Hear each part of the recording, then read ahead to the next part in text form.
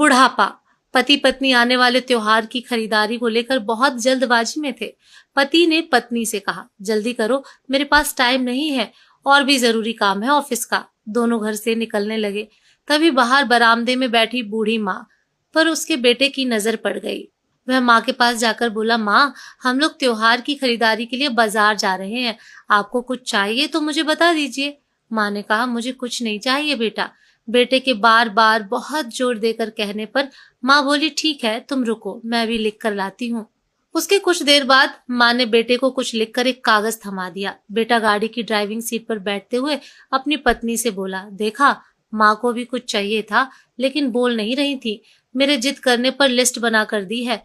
रोटी और वस्त्र के अलावा भी इंसान को जीवन में बहुत कुछ चाहिए होता है। अच्छा बाबा, ठीक है, पर पहले मैं अपनी जरूरत का सारा सामान खरीद लूंगी, बाद में आप अपनी माँ की लिस्ट देखते रहना, पत्नी बोली। दोनों गाड़ी से बाजार के लिए निकल पड़े।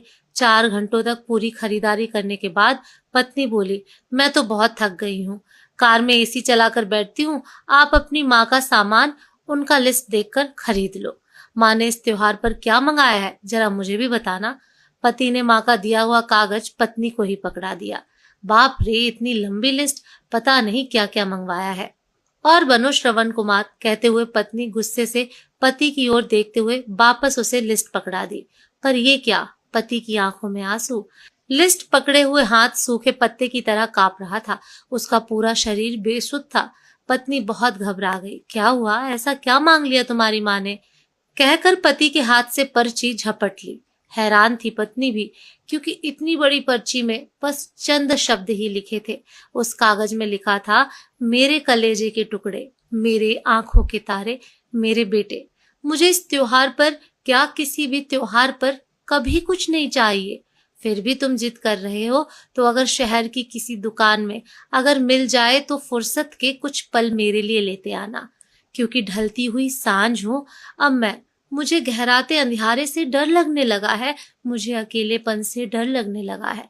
मेरा ये बुढ़ापा मुझे कचोटता है, मुझे अब तन्हाई से डर लगने लगा है।